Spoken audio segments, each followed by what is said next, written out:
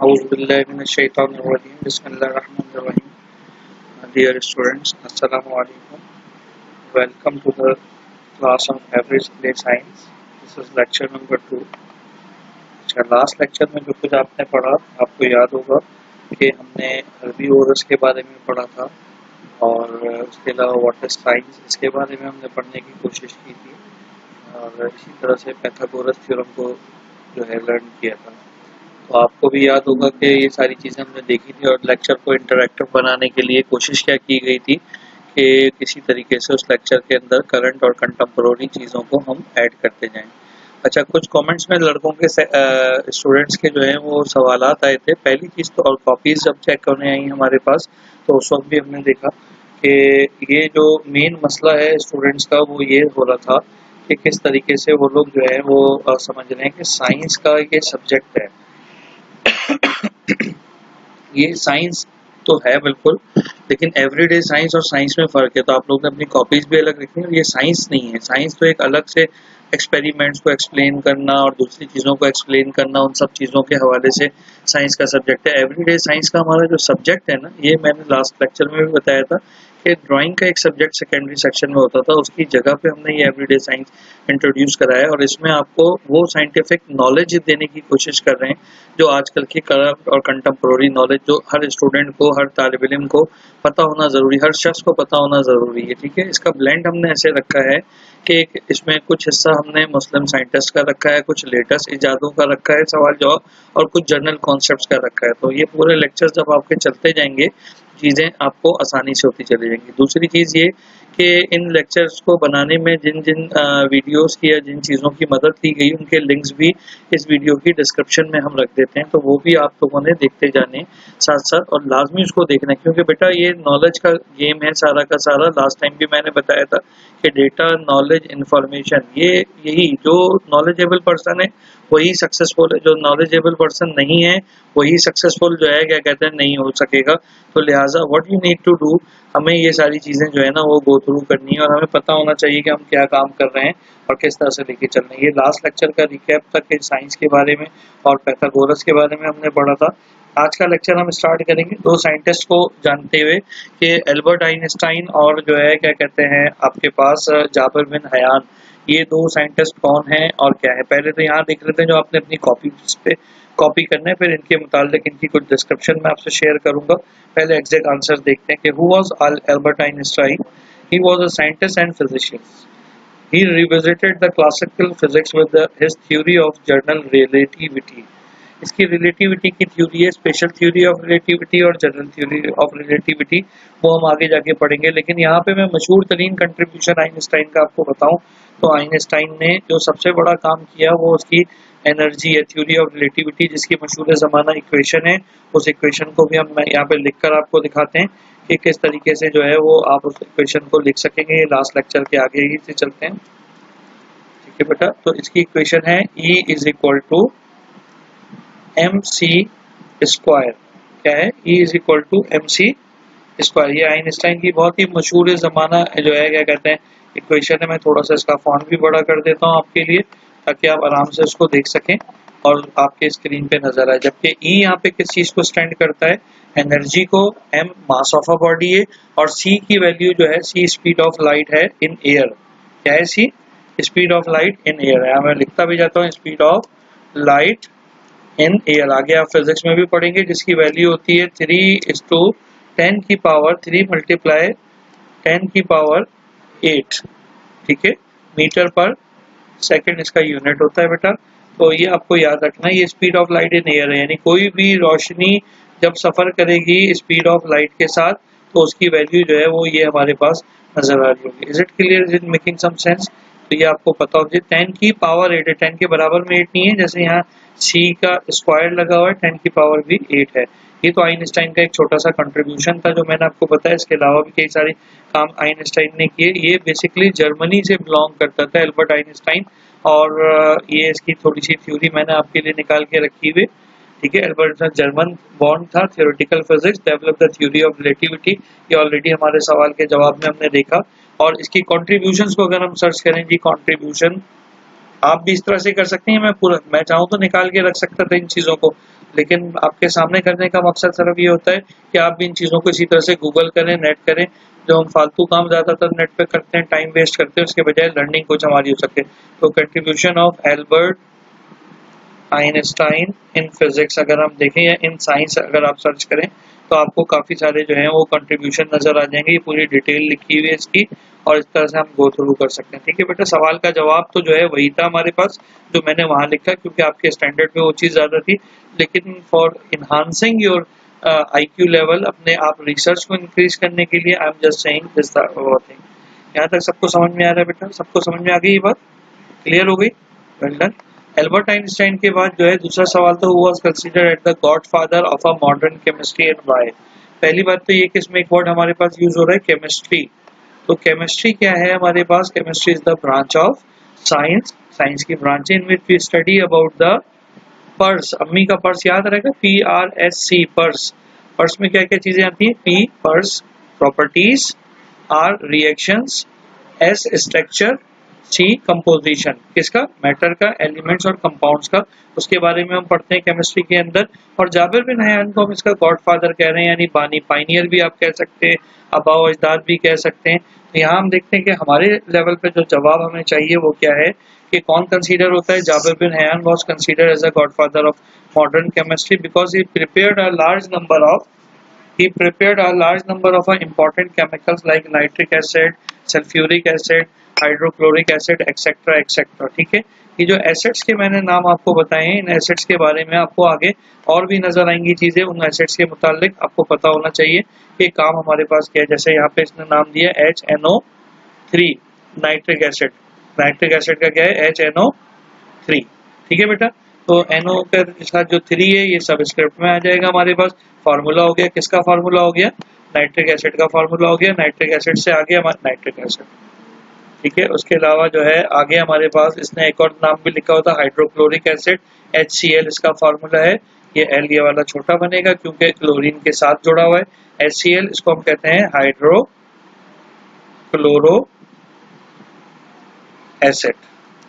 ठीक है, hydrochloric acid. इसका बहुत बड़ा फंक्शन मैं आपको बताऊं, ये जो आप रोजाना खाना खाते हैं, इस खाने को जब आप पेट में उतार लेते हैं तो हमारे पेट में डाइल्यूट HCl मौजूद होता है जो कि ग़िज़ा को डाइजेस्ट करने में मदद देता है ना? Interesting subject. इसमें आपको साइंस की छोटी छोटी वो इन्फॉर्मेशन मैं डिलीवर करने की कोशिश करूंगा जो कि आपके रोजमर्रा से काम आए, और आपके कॉन्सेप्ट जो आपका मेन साइंस का सब्जेक्ट है उसके कॉन्सेप्ट्स बनने की कोशिश होती चली जाए। जाबिर बिन हयान के साथ मैंने एक कोशिश ये की है कि मुस्लिम साइंटिस्ट की एक वीडियो आपके साथ शेयर की जाए। इसको हम थोड़ा सा सुनते हैं एक बार, ताकि पता चले कि ये हमारे पास हो क्या रहा है, और फिर उसके बाद हम गो थ्रू करते हैं। ठीक है, थोड़ा सा मैं यहाँ चलाऊंगा, बाकी आपने खुद देखना ही साथ में। ये इनको जिन्होंने बनाई है इतनी मेहनत से, इनको भी लाइक करना जरूरी होता है। हमारी वीडियोस भी लाइक करें, इनकी भी लाइक करें, ताकि आपको पता चले। तो ये बेटा हम सबको पता होना चाहिए कि मुस्लिम साइंटिस्ट का कंट्रीब्यूशन क्या है। इसमें आज हमने जाबिर बिन हयान को थोड़ा सा डिस्कस किया। इस वीडियो को देखने के बाद मैं थोड़े एक दो मुस्लिम साइंटिस्ट और डिस्कस करता हूँ जर्नली, फिर आगे जब अपनी ट्रम्प पे आएंगे तो वहां पे हम मजीद इंशाल्लाह डिस्कस करेंगे। Let's see this. औज़ुबिल्लाहिमिनश्शैतानिर्रजीम, बिस्मिल्लाहिर्रहमानिर्रहीम। नॉलेज फैक्ट्री के दोस्तों, अस्सलाम वालेकुम। नाज़रीन इकराम, ये बात तो सबको मालूम है कि इस वक्त यूरोपियन और अमेरिकन मुसलमानों से साइंसी लिहाज से सदियों आगे निकल चुके हैं। लेकिन एक दौर था जब यूरोप और अमेरिका तारीकी में डूबा हुआ था और तमाम तर इजादात और दरियाफ्तें मुसलमान ममालिक में हुआ करती थी, और मुसलमान साइंसी और सकाफती दरियाफ्त के रोशन बाब तहरीर कर रहे थे। मुसलमानों के इस दौर को यूरोप वाले डार्क एजेस के नाम से याद करते हैं, जबकि ये डार्क एजेस नहीं बल्कि मुसलमानों के लिए ये दौर दरख्शंदा और ताबा था। आइए दोस्तों। अच्छा बेटा, अब यहाँ पर जैसे इन्होंने बताया डार्क एजेस के, आपने नीचे स्क्रीन पे टाइम पीरियड भी चल रहा था, तो ये जो 15वीं और 16वीं सदी है ये मुसलमानों की बहुत ही ज़्यादा इजादात की सदी थी। आप देखें उस ज़माने की जो बगदाद के अंदर यूनिवर्सिटीज़ थी, उन यूनिवर्सिटीज़ में there are so many inventions have been developed at that time. So इसी तरह से ये सारे मुस्लिम साइंटिस्ट के बारे में एक मुख्तसर वीडियो, बहुत अच्छी क्लिप थी, that's why I like to share with you. उसको जरा थोड़ा सा और देखते हैं, फिर हम अपने अगले सवाल की तरफ जाएंगे और थोड़ा सा जो मुस्लिम साइंटिस्ट के हवाले से हम बात करते हैं तो उनको भी डिस्कस करते हैं। तो नाकाम रहा, लेकिन इस लिबादे ने नीचे गिरने की रफ्तार बहुत कम कर दी। और इस तरह दुनिया का पहला पैराशूट इत्तफाकी तौर पर मुसलमानों के हाथों वजूद में आ गया। कुछ अरसा बाद इसने रेशम और अकाब के परों से एक मशीन तैयार करके फिर पहाड़ से छलांग लगा दी और इस बार ये 10 मिनट तक हवा में तैरता रहा, ताहम उतरते ही क्रैश हो गया और कुछ थोड़ा सा जख्मी भी हुआ। इसने इस प्रवास से जबकि मुसलमान डॉक्टरों ने ऐसी सुइयां तैयार की जिससे किसी को बेहोश किया जा सकता था और ये टेक्निक आज भी इस टेक्निक को हम एनेस्थीसिया टेक्निक कहते हैं। जब ऑपरेशन किसी का होता है तो उसको बेहोश करना ज़रूरी होता है ताकि उसको वो ऑपरेशन की काट पीट की वजह से तकलीफ ना हो। और आप देखें, यू विल बी सरप्राइज कि आज जो सारा क्रेडिट गोरे और अंग्रेज लेते हैं वो सारा क्रेडिट एक्चुअली मुसलमानों की तरफ जाता है। वेरी इन्फॉर्मेटिव वीडियोस का लिंक मैंने नीचे डिस्क्रिप्शन में दे दिया, आप वहाँ पर इसको देख सकते हैं बेटा। ठीक है, अब ये तो हमने बात की इस वीडियो की, इसको स्टॉप करते हैं यहाँ पर। आई के हवाले से भी अब थोड़ी सी एक और आपको हैरत अंगेज बात बताऊं। अगर शुरू से आप देखें, कुरान की आयतों को देखें तो अल्लाह ताला बार बार फरमाते हैं कि जनाब दुनिया को कौन मुसख्खर करे। इसी तरीके से सूरह कमर और सूरह शम्स का अगर आप तर्जुमा देखें तो आपको नजर आएगा कि वो मुसलमान और तमाम इंसानों को तहकीक की दावत देते हैं। एक जगह कुरानी आयत के अंदर आता है कि आप देखें कि सुबह रात में और रात दिन में जो है तब्दील होता है, तो कोई है इसमें मुझे। और आपको भी पता है कि देखिए हर चीज बिल्कुल तरतीब से हो रही है, तो साइंटिफिक फेनोमेना के बगैर ये नहीं है। तो अगर मैं एक कंक्लूसिव रिमार्क्स दूं कि जी जो साइंस है इज अ सब ordinate of a Islamic philosophy. जो इस्लामिक फिलोसफी, इस्लामिक नजरिया जो है, इस्लामिक आइडियोलॉजी जो है, उसके अंडर में तमाम की तमाम साइंटिफिक चीजें बड़ी आसानी से एक्सप्लेन हो सकती हैं। और जो आज तक हम एक्सप्लेन नहीं कर सके वो भी हमारे पास जो है इस्लाम में एक्सप्लेन है, लेकिन शायद साइंस अभी तक उधर पहुंची नहीं है, वो चीजें एक्सप्लेन नहीं हो रही हैं। ठीक है, एक छोटी सी मिसाल देता हूँ। हम रोजाना वजू करते हैं, वजू में हम नाक में पानी चढ़ाते हैं ऊपर की तरफ। आप नेट है सबके पास, गूगल से सर्च भी कर सकते हैं, चेक भी कर सकते हैं।